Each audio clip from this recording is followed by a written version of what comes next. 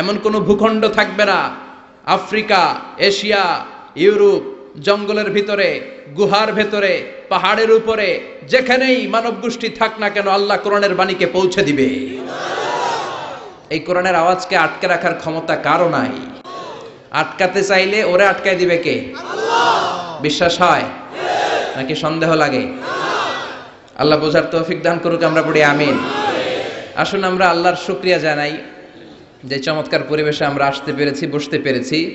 আমরা হৃদয় নিংড়ানো মানের সবটুকুন ভালোবাসাকে উজাড় করে দিয়ে, সিংহ শার্দুলের মতো গর্জন করে, আকাশ বাতাস প্রকম্পিত করে, মন প্রাণ বুক মুখ একসাথে করে, দেহের সবটুকুন শক্তি গলার এই মাঝ বরাবর এনে আমরা বিশ্বনবীর শেখানো কালিমাতুশ শুকুর, শুকরিয়া বাণী অফিসিয়ালি পাঠ করে নিচ্ছি। আমরা পড়ছি আলহামদুলিল্লাহ। পড়েন রব্বানা লাকাল হামদ হামদান কাসীরান তাইয়িবান মুবারাকান ফীহি ইয়া রাব্বি লাকাল হামদু কামা ইয়ানবাগি লিজালালি ওয়াজহিকা ওয়া আযীমি সুলতানিকা লাকাল হামদু বিল ঈমান লাকাল হামদু বিল ইসলাম লাকাল হামদু বিল কুরআন। আমরা প্রশংসা করলাম কার? সব জায়গায় প্রশংসা করব কার?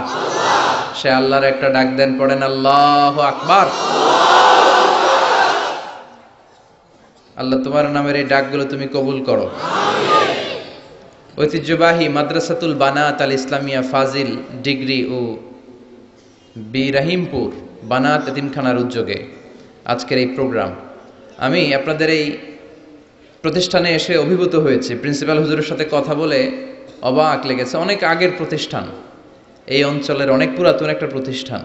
আবার এই অঞ্চলের একমাত্র ইয়াতিমাখানা, যেখানে মহিলাদের ইয়াতিমদের থাকবার পড়বার সুযোগ করে দেয়া হয়েছে। এটা এই এলাকার জন্য একটা রহমত। কারণ নারীরা ইসলাম সম্পর্কে জানার সুযোগ পায় এদেশে খুব কম। এর কারণ নারীরা ইসলাম জানুক, নারীরা ইসলাম বুঝুক। প্রগতিশীলরা, নাস্তিকরা, ইসলাম বিরোধীরা এটা বরদাস্ত করতে চায় না, ঠিক কিনা? এজন্য নারীদেরকে সুযোগ করে দিতে হবে বেশি। ওরা চায় নারীরা থাকবে বিজ্ঞাপনের পণ্য, ল্যাংটা একটা ছবি ঝুলে থাকবে, সব ছেলে মেয়েরা দেখবে, এটা ওরা চায়। ওরা পত্র পত্রিকায়, নোবেল, নাটক, সিনেমাগুলোতে নারীকে সস্তা ভোগের পণ্য বানাতে চায়। নারীদের সম্মান নিয়ে ওরা ছিনিমিনি খেলতে চায়। ওরা বলে নারীর মর্যাদার কথা, কিন্তু নারীকে করে অপমান। চিল্লায় বলেন ঠিক কিনা? নারীকে মর্যাদা দিয়েছে ইসলাম, নারীকে অধিকার দিয়েছে ইসলাম। নারীকে ইসলাম ইবাদতের অধিকার দিয়েছে। বিশ্বনবী বলেছেন লা তামনাউ ইমা আল্লাহি মাসাজিদাল্লাহ, আল্লাহর নারীদেরকে মাদ্রাসায় পড়তে বাধা দিও না, আল্লাহর বান্দীদেরকে মসজিদে ঢুকতে বাধা দিও না। এখন আমরা তাদের জন্য মসজিদ ব্লক করেছি, মহিলা মাদ্রাসা ব্লক করেছি, তাফসির মাহফিলে আসা ব্লক করেছি। এখন তারা দুই জায়গায় বেশি যায়, এক যায় বাজারে আর যায় মাজারে, ঠিক কিনা? বাজারেও বেশি। শপিং মলে যান, আপনাদের এই যে চৌমুহনীর শপিং মলে যেয়ে দেখেন, ঈদের শপিং করতে গেলে পোলাপাইন তো পুরুষ মানুষ তো খুঁজেই পাওয়া যাবে না। আপনারা গেলেও আপনাকে বেল নাই, ঠিক কিনা? এত মহিলারা যায়। তো ওই যে মসজিদ ব্লক করেছি, এখন শপিং মলে যাবে আর যাবে মাজারে। মাজারে যে ছেলে চায়, মেয়ে চায়, আগরবাতি দেয়, গোলাপ জল দেয়, খাসি মানত করে আসে, আছে না নাই? ইমানটা বিক্রি করে মুশরিকাদের কাতারে নাম তুলে আসে। মাজারে গেলে কি সন্তান পাওয়া যায়? সন্তান দেয় কে? ছেলে দেয় কে? মেয়ে দেয় কে? ছেলে মেয়ে দুটোই দেয় কে? আবার ছেলেও দেয় না, মেয়েও দেয় না, তিনি কে? এরকম লোক আছে না নাই? আমাদের সমাজে অনেক ভাইয়েরা আছে, এদের ধৈর্য ধারণ করতে হবে। আল্লাহ এদেরকে ছেলেও দেয় নাই, মেয়েও দেয় নাই, এটা তাদের জন্য পরীক্ষা। ধৈর্য ধরলে জান্নাত আছে না নাই? এজন্য বিশ্বনবী বললেন লা তামনাউ ইমা আল্লাহি মাসাজিদাল্লাহ, আল্লাহর বান্দীদেরকে আল্লাহর ঘরে যেতে বাধা দিও না। তারা যদি চায় মসজিদে যেয়ে নামাজ পড়তে পারবে, তবে ঘরেই নামাজ পড়া তাদের জন্য উত্তম। ঘরটা উত্তম, কিন্তু যাইতে চাইলে বাধা দিতে পারবেন না।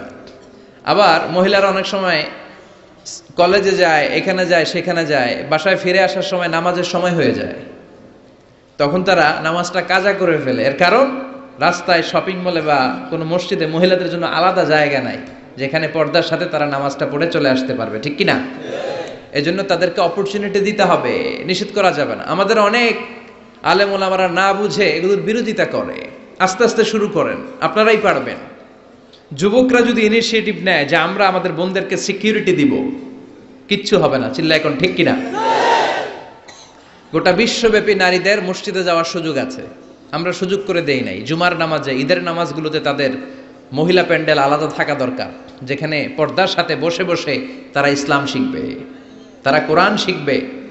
তারা আসতে পারে না, সব আয়োজন পুরুষদের জন্য। এজন্য এরা ঘরে বসে বসে জি বাংলার খতম কমপ্লিট করে, আছে না নাই? খতম দিয়া ফেলায়, রাত্রেবেলা দিতে না পারলে সকালবেলা কাজা করে, আছে না নাই? কি ভয়ঙ্কর ক্রাইসিস! ওদেরকে আমরা সুযোগ করে দেই নাই, এজন্যই তারা উন্মাদ হয়েছে জি বাংলার প্রতি।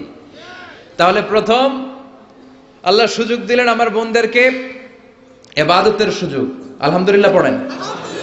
আমার মায়েরা, আমার বোনেরা, যাদের কানে আমার মাইকের আওয়াজ যায়, খেয়াল করে দেখেন কত অধিকার ইসলাম আপনাকে দিয়েছে।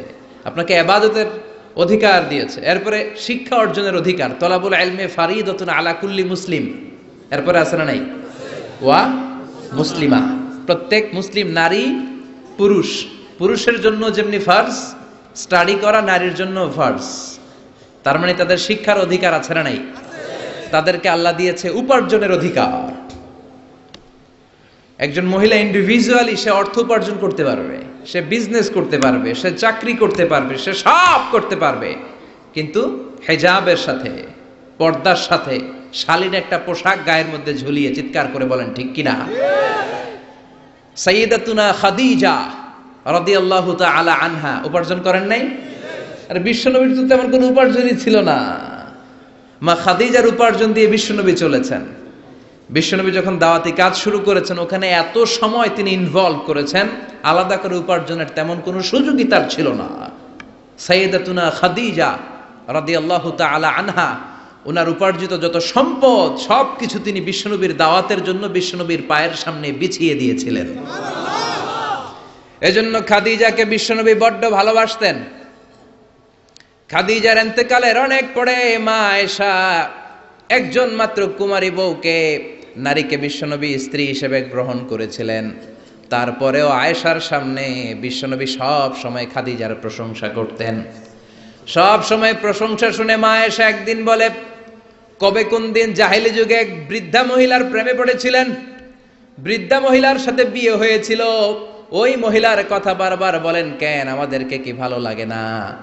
ওই বৃদ্ধা মহিলার চেয়ে আরো সুন্দরী নারী দিয়ে কি আল্লাহ আপনারে সুযোগ করে দেয় নাই? বিশ্বনবী রেগে গেলেন, খাদিজার চোয়ালের মধ্যে এইভাবে ধরলেন। বিশ্বনবী কোনোদিন তার স্ত্রীদের গায়ে হাত তোলে নাই, শুধু ওই দিন ছাড়া। তাও মারপিট করে না, এইভাবে ধরছে। এই কি বললা, কি বললা তুমি? বুড়ি বলছো খাদিজারে? না না, খাদিজার চেয়ে শ্রেষ্ঠ স্ত্রী আমি পাই নাই। আল্লাহু আকবার। রুজিকতু হুব্বাহা, জান্নাত থেকে খাদিজার জন্য ভালোবাসা আমার কলিজায় ঢুকিয়ে দিয়েছে কে? বিশ্বনবী সব সময় খাদিজার জন্য দোয়া করে আল্লাহর কাছে বলতেন, মাবুদ রে, ওই কঠিন কিয়ামতের দিন, যেদিন বন্ধু বন্ধুরে চিনবে না, বাবা তার ছেলেরে চিনবে না, মা তার মেয়েরে চিনবে না, পীর সাহেব মুরিদরে চিনবে না, মুরিদ পীর সাহেবরে চিনবে না, ওই কঠিন দিনে আমি যেন আমার খাদিজারে ভুলে না যাই গো আল্লাহ। ওই কঠিন দিনে আমি যেন খাদিজারে ভুলে না যাই। সাইয়্যিদাতুনা খাদিজা ইন্তেকাল করলেন। মক্কায় যারা গিয়েছেন, জাবালে হাজুন, শারে আল হাজুনের পাশে জাবালে হাজুন, মাকবারায়ে মাআলা, যেটারে সবাই ডাকে মুআল্লা, মুআল্লা কবরস্থান। বাঙালিরা বলে জান্নাতুল মুআল্লা। কি কয়? আসলে এটা জান্নাতুল মুআল্লা না, এটা মাকবারাতুল মাআলা বা মাকবারাতুল মুআল্লা। এটার জান্নাত বলা যাবে না, কেননা এটা কুরাইশদের কবরস্থান ছিল। অনেক কাফির মুশরিকদের কবর এটার ভিতরে আছে, না জেনে বলে ফেলে জান্নাত। জাবালে হাজুনের পাশে সাইয়্যিদাতুনা খাদিজাকে কবর দিয়ে বিশ্বনবী দাঁড়িয়ে দাঁড়িয়ে কাঁদতে শুরু করলেন। সাইয়েদনা আবু বকর উমর বলে, ও নবী চলেন। কবর দেয়া হলো, দোয়া করা হলো, আর দাঁড়িয়ে রইলেন কেন? চলেন ঘরে ফিরে যাই। বিশ্বনবী বললেন, ও আবু বকর, তোমার মনে চায় তুমি ফিরে যাও, আমি যাব না। এই মহিলা সাধারণ কোনো মহিলা না, এই মহিলা হলো মক্কার জীবনে আমার বিপদের দিনের সঙ্গিনী, কলিজার টুকরা খাদিজা। কখনো আমারে ভুলে নাই, কখনো আমারে ছাড়া খায় নাই, সব সময় আমার শেল্টার দিয়েছে, আমার মাথার উপরে ছাতার মতো সব সময় আমাকে আগলে রেখেছে। আমি দাঁড়িয়ে থাকবো, দেখি মুনকার নাকির খাদিজাকে কি প্রশ্ন করে। খাদিজার কবরের 3টা প্রশ্নের জবাব আমি নিজে দিয়ে তারপরে ঘরে ফিরে যাব রে আবু বকর। সাইয়েদনা আবু বকর কাঁদতে শুরু করলেন। সাইয়েদনা জিব্রাইল চলে আসলেন, ডেকে বললেন, ও নবী, আপনার কলিজার টুকরা খাদিজাকে রেখেছেন, আপনার দায়িত্ব শেষ, বাকি দায়িত্ব কার? চলে যান, আবু বকর ওমরের সাথে ঘরে ফিরে যান। প্রশ্নের 3টা জবাব আপনার দেওয়ার দরকার নাই। কোনো কারণে যদি খাদিজা উত্তর দিতে নাও পারে, আরশের উপর থেকে আল্লাহ নিজেই প্রশ্নের জবাব দিয়ে দিবে। পাগল পাড়া ছিলেন বিশ্বনবী খাদিজার জন্য। এজন্য খাদিজার মতো নারী, বোন, মা আমাদের ঘরে থাক, আমরা চাই কি চাই না? যদি চাই তাহলে এই প্রতিষ্ঠানগুলোতে আমাদের মেয়েদেরকে পাঠাতে হবে। পাঠাতে রাজি আছেন তো? মায়েরা, বোনেরা, ইসলাম আপনাদেরকে উপার্জনের অধিকার দিয়েছে। আপনাদের মডেল খাদিজাতুল কুবরা তাহেরা, তিনি নিজে উপার্জন করেছেন। She was A business magnate, very famous business magnate in Mecca city.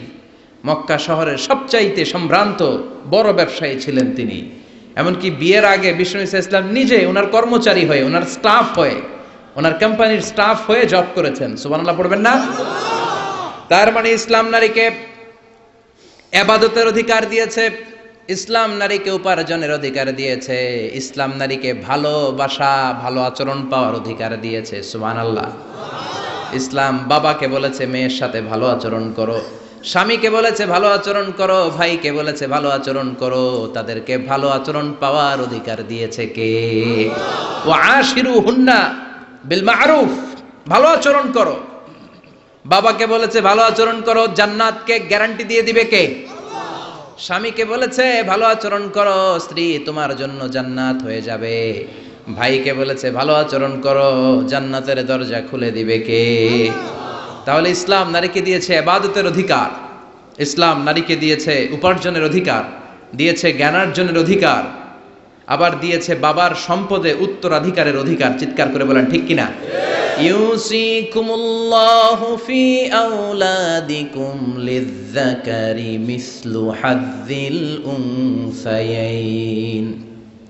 Allah verdict জারি করে দিলেন, খবরদার, সম্পদের যখন বন্টন হবে, দুনিয়ার প্রতিটি বাবাকে আল্লাহ বললেন, ও দুনিয়ার বাবারা খবরদার, তোমাদের ছেলেদেরকে যতটুকু সম্পদ বুঝিয়ে দিবা তার অর্ধেক তোমার মেয়েদের হাতে পৌঁছে দিতে হবে। ঠিক কিনা? ছেলেদেরকে যদি 2 লাখ টাকা দেয়, মেয়েকে কয় লাখ?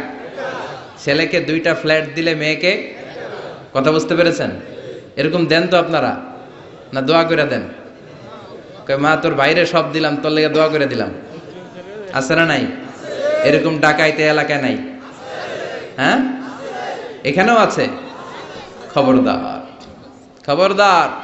অনেক মা আছে ছেলের পাতে দেয় মুরগির রান, মায়ের পাতে দেয় মুরগির ঠ্যাং। আছে না নাই? দেখবেন ওই মা বাবার শেষ জীবন ছেলের বাড়িতে কাটে না, মেয়ের বাড়িতে কাটে। আছে না নাই? The nature has its own return. প্রকৃতির একটা নিজের রিটার্ন আছে, এটা রিটার্ন করবে। আপনি যা করেছেন, আপনি এখন বৌমা, শাশুড়ির ভাল লাগে না, আর আপনি যেই বৌমা পাবেন, সর্বনাশ, শয়তান দেখেও বেশকি মারবো। ঠিক কিনা?